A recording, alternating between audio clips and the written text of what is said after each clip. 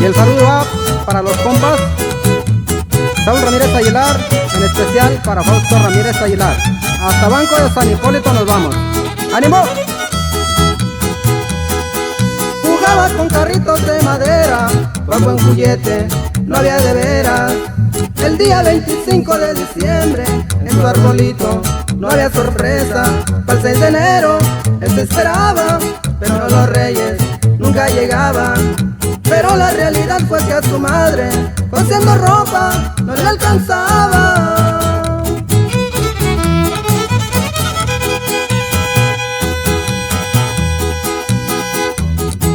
Vestido con camisas exclusivas, porque su madre se las cosía. La marca de su pantalón parchado, con maquinita se las ponía. La costurera había sufrido, pero adelante sacó a su hijo. A los 10 años ya se imaginaba lo que entre llantos había parido.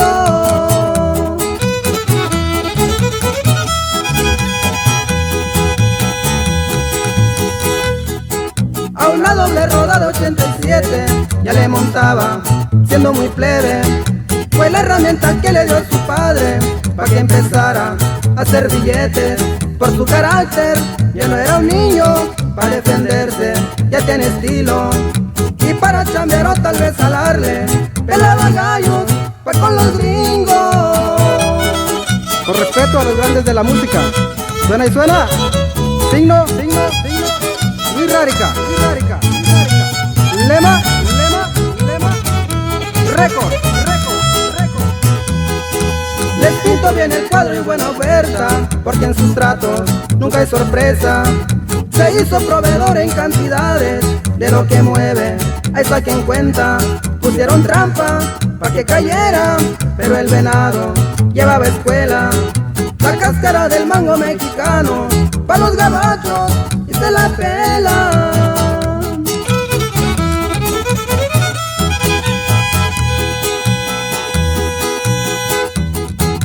Una bolsita y 2 Julio 70, prende un tabaco y el humo avienta.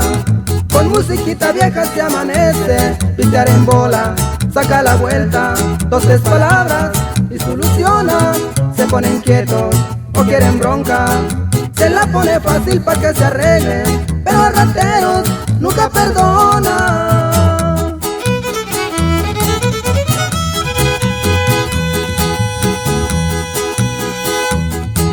Ahí me disculpan lo mal educado, porque al muchacho no he presentado.